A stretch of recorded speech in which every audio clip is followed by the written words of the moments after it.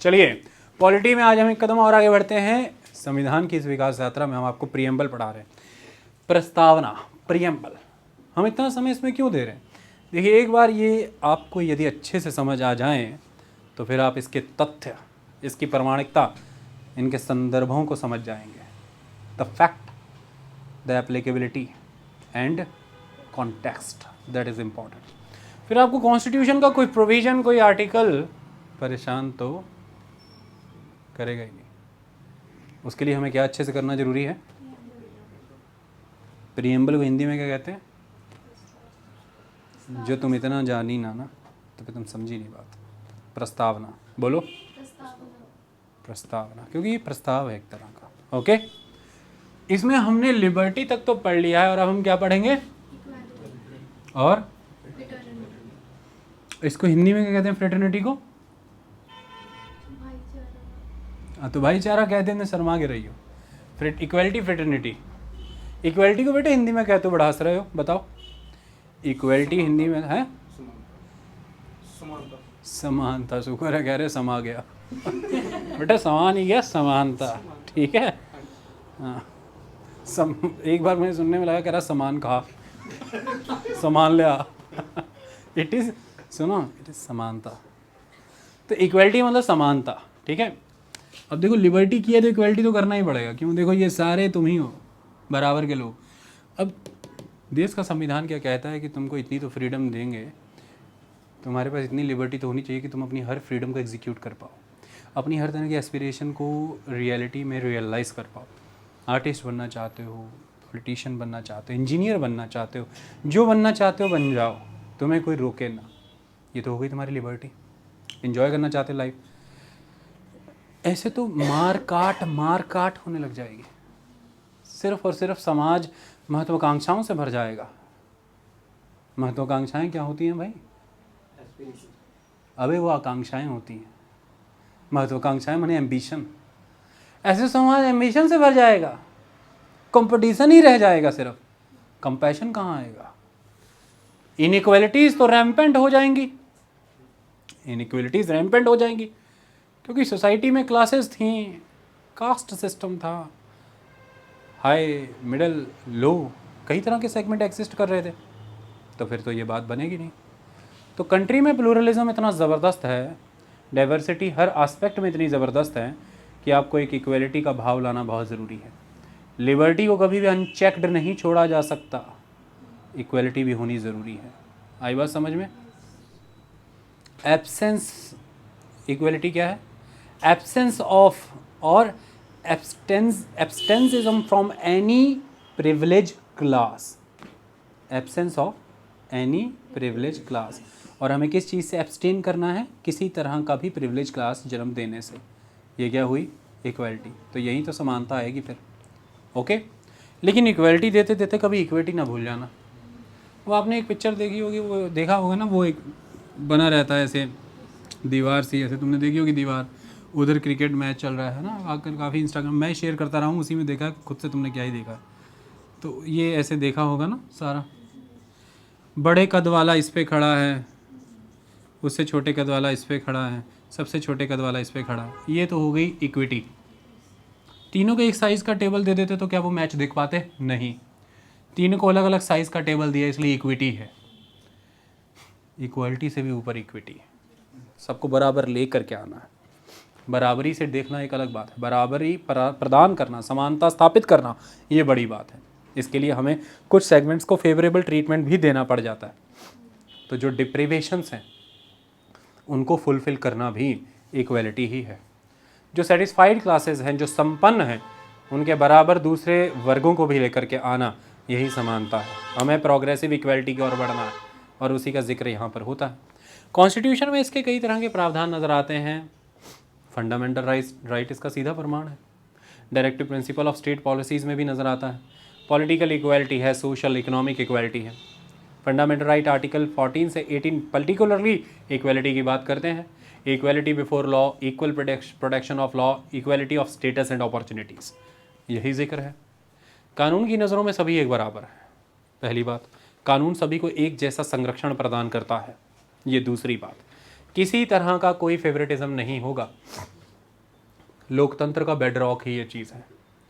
अगर मान लीजिए कि इक्वल प्रोटेक्शन ऑफ लॉ और इक्वलिटी बिफोर लॉ नहीं होता, अभी जेंडर इश्यूज़ काफ़ी चल रहे हैं, उसमें अगर मैं आपको ट्रांसजेंडर्स का एक केस बताऊं तो उनका कहना है कि जब भी वुमेन के अगेंस्ट किसी तरह का फिजिकल अब्यूज़ होता है तो उसके लिए पनिशमेंट बहुत ज़्यादा है, लेकिन हम ट्रांसजेंडर्स के अगेंस्ट जब भी इस तरह का फिजिकल अब्यूज़ होता है तो पनिशमेंट बड़ी कम है।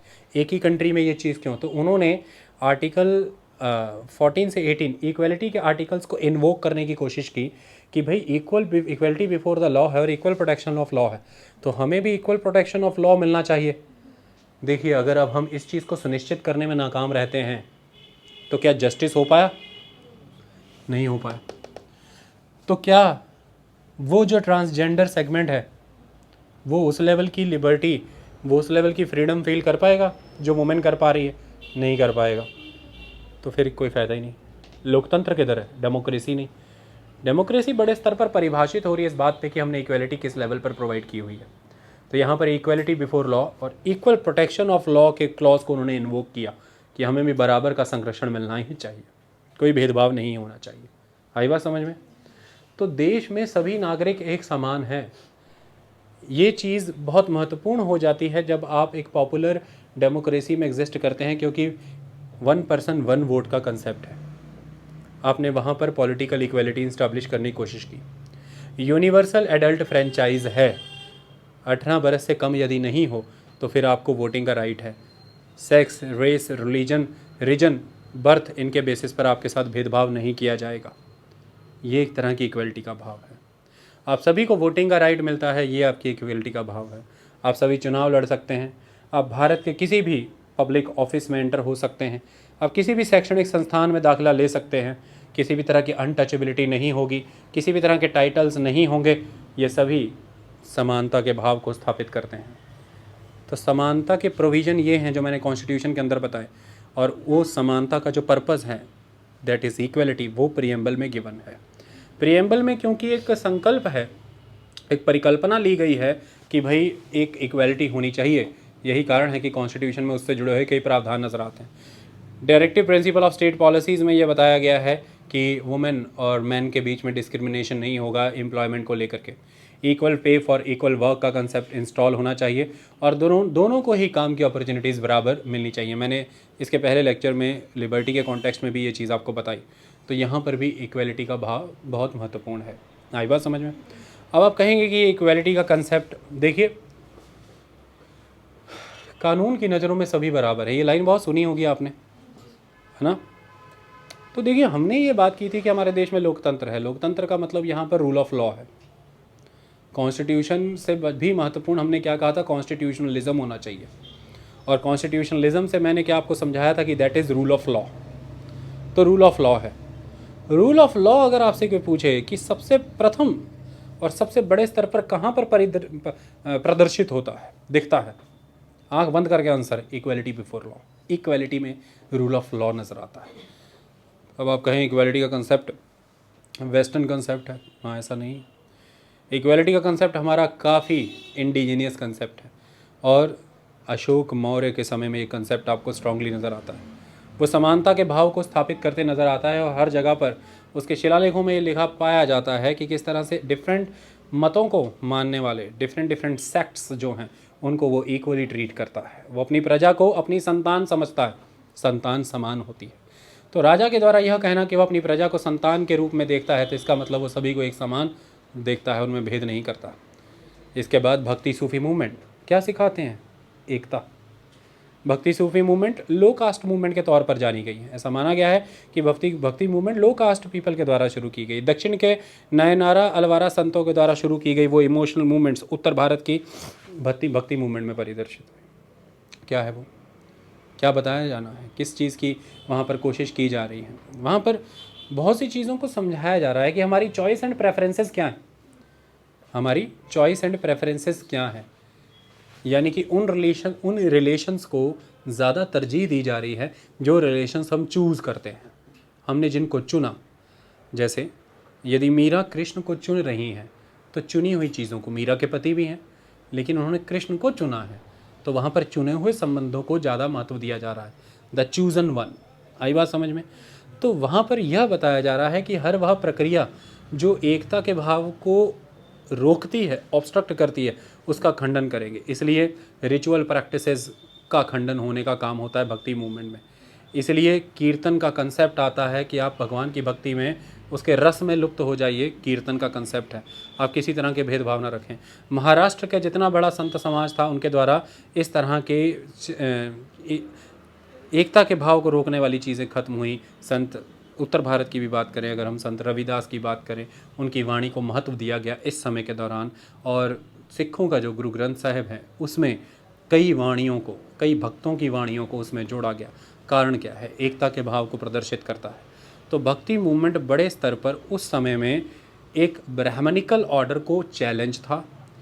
लो कास्ट, लो क्लास सेगमेंट के द्वारा चलाई गई एक डिग्निटी की मूवमेंट थी कि भाई हमारा भी एक स्थान है, हमें भी मंदिरों में जगह आश्रय मिलना चाहिए, हमें भी भक्ति पूजन का एक अधिकार बनता है, और हमारी भी एक इंडिविजुअल के तौर पर डिग्निटी है। तो इक्वलिटी डिग्निटी को दर्शाती है, और वही कंसेप्ट से आपको यहाँ पर आज की डेट में संविधान में ये इक्वलिटी नज़र आती है, क्योंकि वो भक्ति सूफी परंपरा हमारे संविधान में झलकती है ऑब्जेक्टिव रेजोल्यूशन के माध्यम से। क्योंकि हमारा नेशन ही एक हेरिटेज पे बेस्ड है, और हेरिटेज कॉम्पोजिट कल्चर से आता है, और उस कॉम्पोजिट कल्चर को दिखाती है हमारी उस दौर की भक्ति और सूफ़ी मूवमेंट, जिसमें किसी तरह की रेस, कास्ट, क्रीड नज़र नहीं आती। हिंदू दर्शन करते हैं जा कर के सूफ़ियों के, और सूफ़ी मुस्लिम्स आकर के दर्शन करते हैं कई तरह की भक्ति मूवमेंट्स के। है बात समझ में? निराकार की भी पूजा है, साकार की भी पूजा है, निर्गुण भी हैं, सरगुण भी हैं। कबीर की बात करें, श्री गुरु नानक की बात करें, संत कबीर की बात करें, तो वो निर्गुण है, निर्गुण संप्रदाय में वो आ जाते हैं। इसी तरह से आपको कई सरगुण भी नज़र आएंगे। तुलसीदास भी हुए, रामचरितमानस भी उन्होंने इसी समय में रची है। तो कुल मिलाकर के वह भक्ति सूफी मूवमेंट एक आधार है समानता के भाव का। आज आप इस देश में खुद को एक डिग्निफाइड बॉडी के तौर पर देख पा रहे हैं। रीज़न क्या है? अगर हम ये बात कर रहे हैं कि कंट्री में सेकुलरिज्म है, उस सेकुलरिज्म का बेड रॉक ही इक्वलिटी है। सेकुलरिज्म का बेड रॉक ही इक्वलिटी है। कारण 80% कम्युनिटी हिंदू है, सोच के देखिए। और ऐसे भी रिलीजन एग्जिस्ट कर रहे हैं, बुद्ध और जैन जैसे, जो 0.7 और 0.4% है। तो अगर इक्वलिटी का तार अभी मैं निकाल दूं तो क्या बचेगा देश में? क्या रह जाएगा? और फिर काहे का सेकुलरिज्म?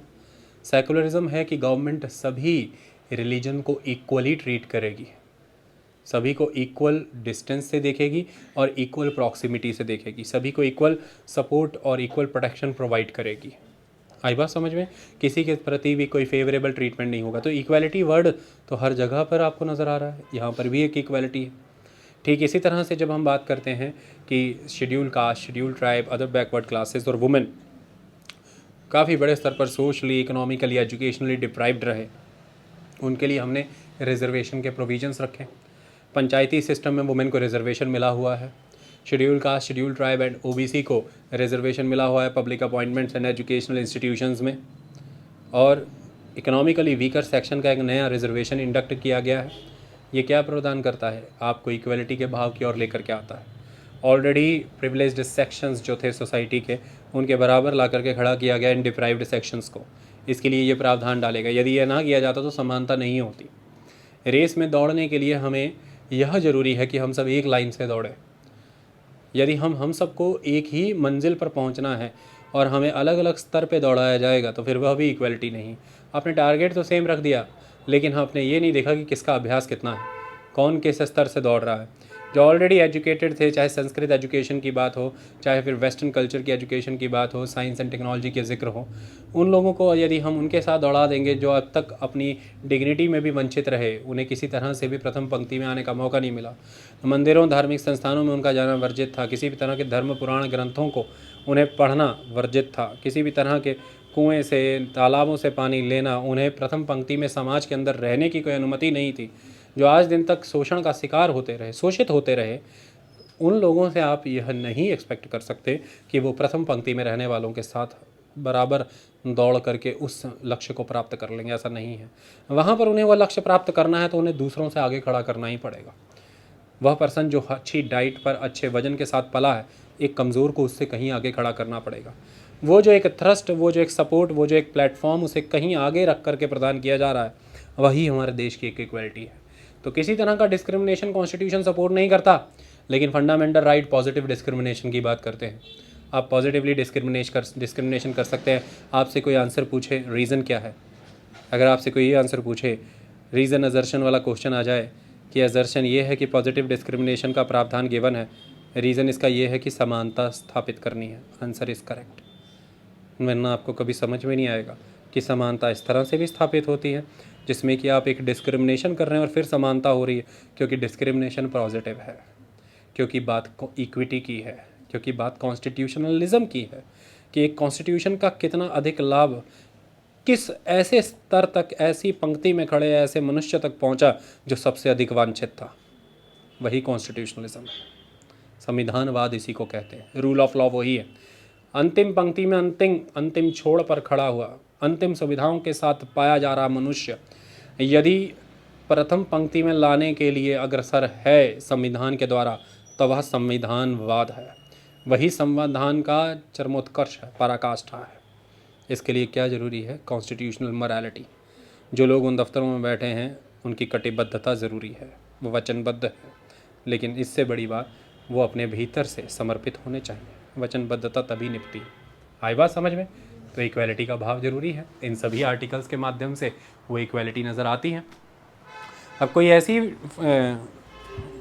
अमेंडमेंट लाई जाए जिनके माध्यम से कॉन्स्टिट्यूशन में गिवन इन इक्वालिटी के प्रोविजंस को कर्टेल करने की या ख़त्म करने की कोशिश की जाए, तो क्या वो basic feature of the constitution की थ्योरी में कवर होते होंगे कि नहीं? कवर होंगे। हाँ, मतलब यही था, इतना घबराए क्यों? कवर होंगे, वो बेसिक फीचर का पार्ट है। अब आपसे कोई पूछे कि बेसिक फीचर की लिस्ट याद कराओ, क्यों याद कराओ? कंसेप्ट बता तो दिया। कॉन्स्टिट्यूशन में दिए हुए प्रोविजन, प्रीएम्बल में दिए हैं पर्पस है इक्वालिटी। इससे जुड़े जितने भी आर्टिकल, जितने भी प्रावधान कॉन्स्टिट्यूशन के अंदर दिए हैं, उनको जब इस लेवल तक कर्टेल किया जाएगा कि पर्पस ही लूज हो जाए, तो क्या वो फिर बेसिक फीचर का पार्ट है कि नहीं है? फिर उसको आर्टिकल 368 की अमेंडमेंट के ज़रिए भी ख़त्म नहीं किया जा सकता, आल्टर नहीं किया जा सकता, छीना नहीं जा सकता। आई बात समझ में? यानी कि अगर किसी तरह से ये हो जाने लगे कि कुछ पोजीशंस ऐसी हैं जो जिसमें रिक्रूटमेंट के लिए आप लोगों को एक लेवल प्लेइंग ग्राउंड नहीं दिया जा रहा है, तो फिर वो इस पर्पस को लूज़ कराता है इक्वलिटी वाले। फिर ऐसे बदलाव जो है निरस्त कर दिए जाएंगे कोर्ट के द्वारा। ये भी महत्वपूर्ण चीज़ है।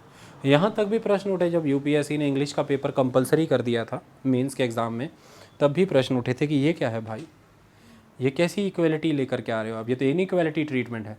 यहाँ तक भी हुआ था कि सीसेट पेपर 2 जब मैंडेटरी था, जब उसका भी स्कोर लगा करता था, तब ये भी कहा गया कि ये तो पिछड़े वर्ग के लोग, जो दूर दराज के लोग हैं, क्वांट, रीजनिंग, डिसीजन मेकिंग, इस तरह के क्वेश्चंस को आप मैंडेटरी कर रहे हैं। आप किसी एक ही डिग्री के, एक ही सेगमेंट के लोगों को प्राथमिकता देना चाह रहे हैं। This is not good. तो उसको फिर क्वालिफाइंग कैरेक्टर का किया गया। और लैंग्वेज पेपर में जब बवाल उठा कि कोई एक लैंग्वेज पढ़ने क्यों मजबूर किए जा रहे हैं, तो फिर उसको ये बदला गया कि भाई एक तो इंग्लिश है, बाकी कोई भी भारत की एक लैंग्वेज चुन सकते हैं, ज़रूरी नहीं कि हिंदी। और तीसरी बात, सभी भाषाओं में यूपीएससी का सारा पेपर दिया जा सकता है। समानता यहाँ से आती है। आई बात समझ में? किसी को भी फेवरेटिज्म नहीं, दैट इज़ इक्वालिटी।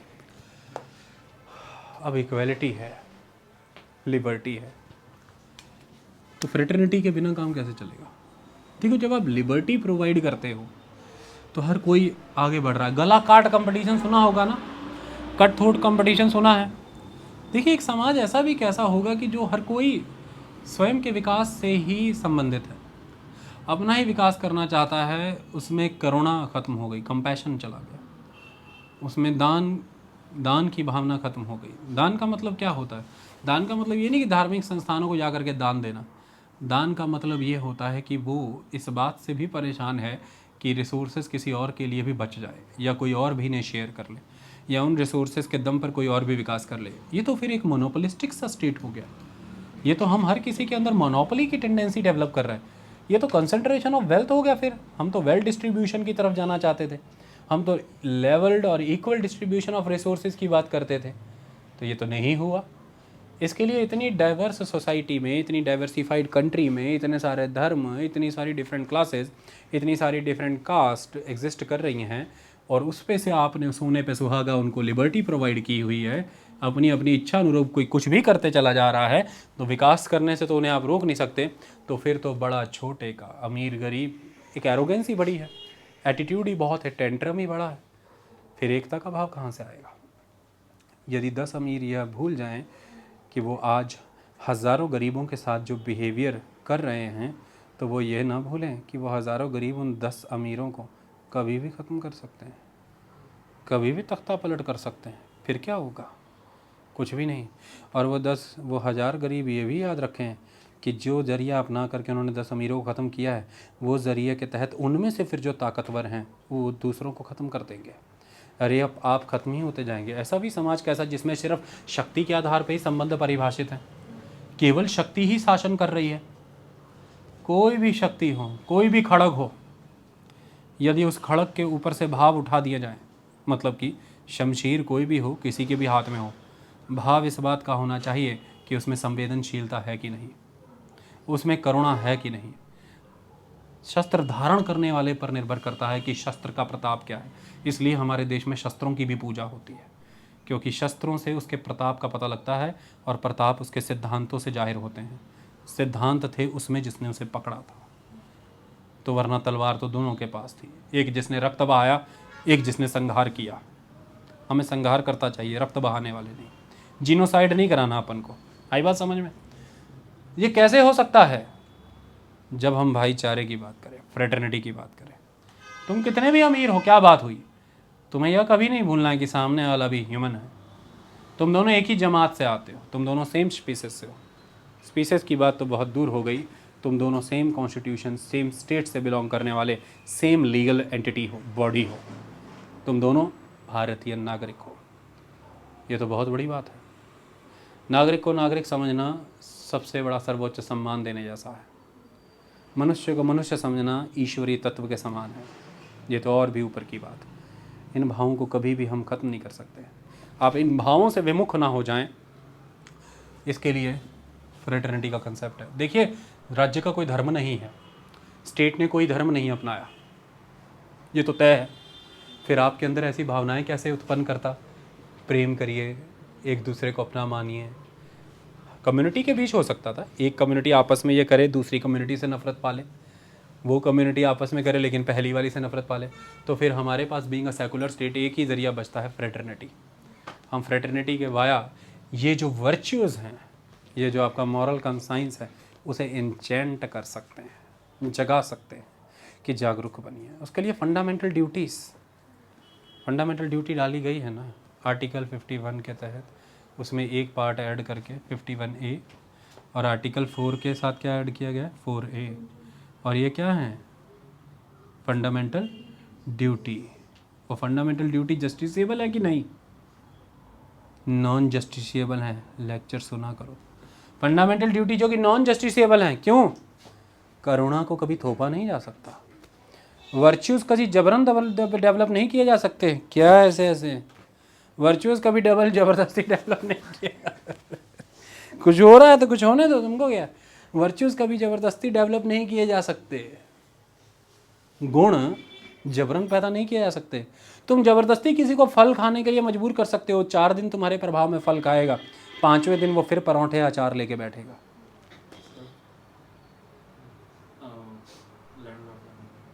लैंडलॉर्ड का फ़ोन है तो उठा लो, हमारा कोई भाई बाप तो नहीं बन गया। समझ आई बात? तो चलने दो, रोक नहीं सकती इस प्रक्रिया को लैंडलॉर्ड के लिए। तो इस तरह से आपके जो वर्च्यूज़ हैं वो ज़बरदस्ती आपके अंदर नहीं डाले जा सकते।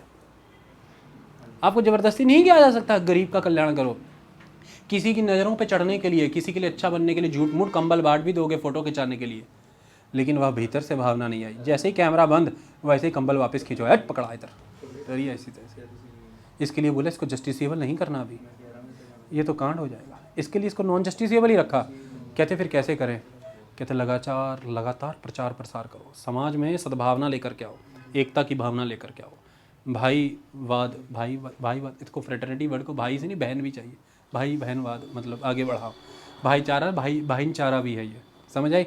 भाईचारा मतलब कि कंसेप्ट, ऐसा नहीं है कि सिर्फ बहनें एक दूसरे का रक्तपान कर दे और भाईचारा करे। इसलिए नाटकों में वैम्प दिखाई जाती है ना कितनी सारी, वो तो भाईचारा भी है ये। इस तरह से एक दूसरे को समझना। इससे क्या होगा? फ्रेटर्निटी का कंसेप्ट क्यों लाए? For the dignity of the individual and for the unity and integrity of the country. Integrity का कंसेप्ट कब ऐड किया? 1976 42nd कॉन्स्टिट्यूशनल अमेंडमेंट एक्ट के तहत इंदिरा गांधी के समय में इंटीग्रिटी वर्ड डाला गया। Unity and integrity of the nation of the country और डिग्निटी ऑफ द इंडिविजुअल। अब आप कहेंगे फ्रेटर्निटी से सर डिग्निटी कैसा? डिग्निटी है ना यार। ठीक है, मैं साइकिल पे आया हूँ, तुम अभी उतरे हो अपने BMW से, क्या अंतर पड़ता है? हमारे में भाईचारा है ना, हमारे में फ्रेटर्निटी है ना। इसकी भाईचारे की ही वजह से तुम मुझे कभी भी असम्मान की परिस्थितियों में डालने का प्रयास नहीं करोगे, कभी भी। और मैं भी तुम्हें मनुष्य के रूप में ही देखूंगा, भगवान नहीं समझूंगा कि भाई BMW से उतरे हैं, क्योंकि हम दोनों में एक दूसरे के वर्च्यूज़ को लेकर के, वैल्यूज़ को लेकर के सम्मान है। इससे हमारी डिग्निटी बनी रहेगी। साइकिल पर भी मैं बेबाक होकर के घूमूंगा क्योंकि मेरा सम्मान, मेरी एक डिग्निटी है। इसलिए कहते हैं फ्रेटर्निटी रखो। जब गाड़ियों पे चलते हो तो जो सिग्नल पे खड़े होते वहाँ पे साइकिल वालों को कुचलते मत रहो, हॉर्न बजा के पाँव पाँव करके उनको ऐसा वैसा मत करो। इसलिए समझाते हैं लाल गाड़ी पे घूमने वाले उन लोगों को कि पाँव वाले हॉर्न मत बजाओ, ये ह्यूमन राइट्स का वायलेशन है। क्यों जानते हो? सड़क पे बराबरी से चलने का सबको बराबर अधिकार, लेकिन वो पाँव बजा करके आगे निकलने की कोशिश करते हैं। लेकिन अब कल मीडिया स्ट्रांग है तो अब बंद भी कर लेते हैं, वैसे हॉर्न नहीं चलाते। ऐसा करने से आपकी डिग्निटी हार्म होती है, क्योंकि उस क्षण जब वो आपके पीछे से आता है ऐसे सायरन बजाते हुए, बीकन लाइट जलाते हुए, तब आपको थोड़ी देर के लिए ऐसा महसूस होता है कि यार ये हमसे तो बहुत ऊपर है, हम शायद इस देश के सेकंड नागरिक हैं, ये पहला नागरिक होगा। ऐसा कुछ भी नहीं है, ऐसा अलाउड ही नहीं है। आपकी डिग्निटी किसी ग्राउंड पे भी, क्योंकि इंडिविजुअल पर्सनैलिटी को, इंडिविजुअल एंटिटी को सबसे सैक्रेड माना गया है कॉन्स्टिट्यूशन में। इसलिए हर इंडिविजुअल को जो भी फंडामेंटल राइट सैंक्शन किए गए हैं उसके रिस्टोरेशन के लिए आप जब चाहें सीधे सुप्रीम कोर्ट जा सकते हैं, कोई कहीं आपको जाने की ज़रूरत नहीं। आई बात समझ में?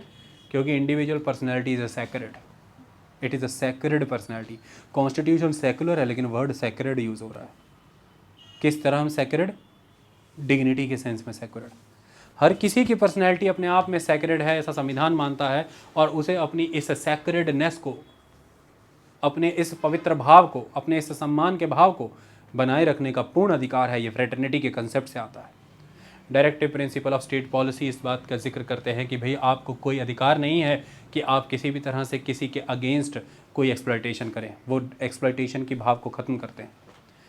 फंडामेंटल ड्यूटीज़ ये कहती हैं कि किसी को कोई अधिकार नहीं है कि वुमेन के अगेंस्ट डेरोगेटरी शब्दों का इस्तेमाल किया जाए या वुमेन को इस तरह के एटमॉस्फेयर में डाला जाए कि वो डेरोगेटरी फील करे।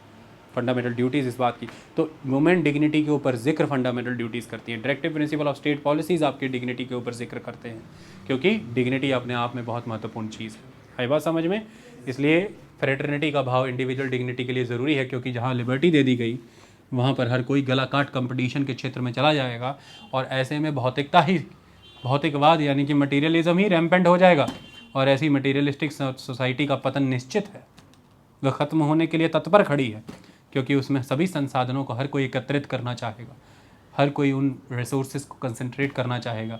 ऐसे में हमारे वो जो चेरिश्ड गोल थे हमारे कॉन्स्टिट्यूशन के फाउंडर्स के, कि रिसोर्सेज का वेल डिस्ट्रीब्यूशन होना चाहिए और सोशली, इकोनॉमिकली, एजुकेशनली के लिए डिप्राइव्ड सेक्शंस का अपलिफ्टमेंट होना चाहिए, वो नहीं हो पाएगा। इसलिए फ्रेटर्निटी का भाव अनिवार्य है, डिग्निटी वहीं से आती। अब आप कहेंगे यूनिटी इंटीग्रिटी इससे कैसे आ गई? हिंदू मुस्लिम सिख ईसाई हो और एक दूसरे के प्रति डिग्निटी का भाव रखते हो, फ्रेटर्निटी का भाव रखते हो, चारों एकजुट हो। तुम चार नहीं, तुम प्रत्येक धर्म पंथ को पालन करने वाले 40-40 करोड़ हो। अब सोचो तुम कितने हो? 160 करोड़। और ये 40 करोड़ में हर दूसरे 40 करोड़ के लिए अगर फ्रेटर्निटी का भाव हो तो 160 करोड़ के इस देश को कोई तोड़ सकता है? किसी की भी नहीं। देश की इंटीग्रिटी ही इस बात पर निर्भर करती है कि हमारे अंदर फ्रेटर्निटी कितनी है। तो हमारी कंट्री में आर्टिकल 1 यूनियन ऑफ इंडिया की कल्पना रखता है, और union of the states, union of India क्या? Union of the state, India is the union of the states. और इसका मतलब क्या है? यूनियन ऑफ द स्टेट्स का मतलब क्या है? ये सिर्फ और सिर्फ टेरिटोरियल इंटीग्रिटी की बात नहीं करता, साइकोलॉजिकल इंटीग्रिटी ऑल्सो। आप पूछेंगे सर ऐसा क्यों किया इसने? यूनिटी एंड इंटीग्रिटी वर्ड डालने की कोशिश क्यों?